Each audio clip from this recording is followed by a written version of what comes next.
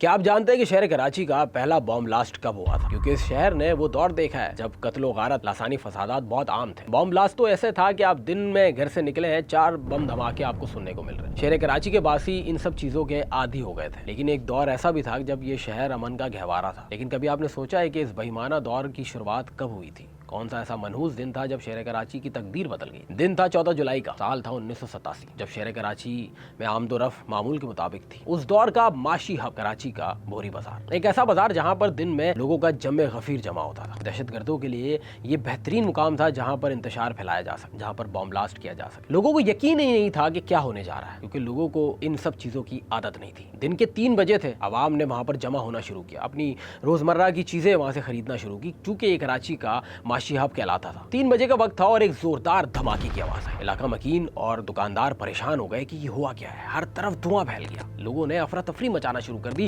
لوگوں نے بھاگ دوڑ کرنا شروع کر دیا، ہر طرف سے رونے اور چلانے کی آوازیں آنے لگی۔ لوگ سمجھ ہی رہے تھے کہ ہو کیا رہا ہے، اچانک سے ایک اور دھماکہ ہوا اور ہر طرف لاشیں، ہر طرف زخمیوں کی تعداد نظر آنے لگی۔ جب میں بھوری بازار گیا تو وہاں پر میری ملاقات ایک شخص سے ہوئی۔ ضعیف العمر شخص نے مجھے بتایا کہ وہ دن قیامت سے کم نہیں تھا۔ 14 جولائی آج تک مجھے یاد ہے۔ میں اپنی دکان میں بیٹھا تھا، اچانک سے ایک انسان کا سر اڑ کے میری دکان کے سامنے آ کے گرا، اور یہی وہ دن تھا جس نے کراچی کی تقدیر کو بدل کر رکھ دیا۔ جب اس پہ پوری انویسٹیگیشن کی گئی تو معلوم ہوا کہ ایک پارکنگ لاٹ تھا جہاں پر 2 گاڑیاں کھڑی تھیں۔ رات کے وقت یا دن کے وقت ان دونوں گاڑیوں میں ٹائمر بام لگایا گیا اور اس کو ایسے سیٹ کیا گیا کہ دوپہر کا وقت ہو، جب سورج اپنے آب و تاب پر ہو، جب بازار اپنے جوبن پر ہو، جب عوام کا وہاں پہ جم غفیر ہو، ہر شخص وہاں موجود ہو، جب تمام تر دکانیں کھلی ہوئی ہوں۔ اور یہ وہ دور تھا کراچی میں جب لوگ جلدی اٹھ جایا کرتے تھے، جلدی اپنی دکانیں کھول لیا کرتے تھے، اور یہی اچھا موقع تھا کیونکہ 3 بجے کا وقت جب بازار میں آمد و رفت تیز ہونے لگی اور اچانک سے دھماکے کی آواز آئی۔ چونکہ کراچی والوں کے لیے یہ بڑی حیرانی کی بات تھی، انہوں نے یہ آوازیں اور یہ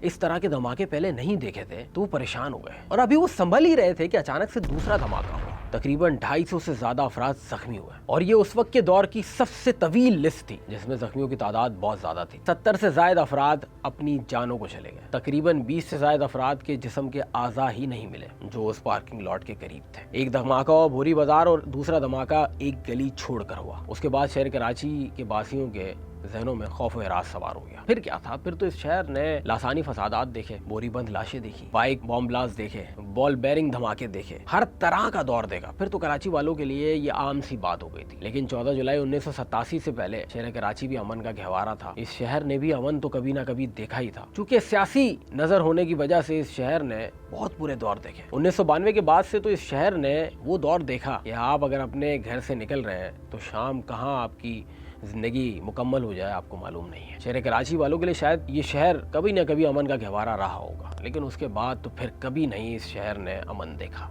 بڑے بوڑھوں سے اگر آج بھی پوچھا جائے اس دن کا منظر تو وہ بیان کرتے ہوئے رو دیتے ہیں، کیونکہ ان کے پیارے اس دن ان سے بچھڑے تھے۔ ایک بڑی تعداد میں لوگ زخمی ہوئے اور بڑی تعداد میں لوگ شہید ہوئے۔ کسی کو نہیں معلوم کہ یہ بم بلاسٹ کس نے کروایا تھا، کیونکہ 87 میں پاکستان افغانستان میں گھسی ہوئی سوویت یونین کے خلاف افغان طالبان کی مدد کر رہا تھا، اور بہت سارے لوگوں نے افغان ایجنسیز پر اس کا الزام لگایا۔ بہت سارے لوگوں نے کہا کہ یہ کالعدم تنظیموں کا کام ہے، لیکن آج تک معلوم نہیں ہوا کہ یہ کس کا کام تھا جس نے کراچی کی تقدیر کو بدل کر رکھ دیا۔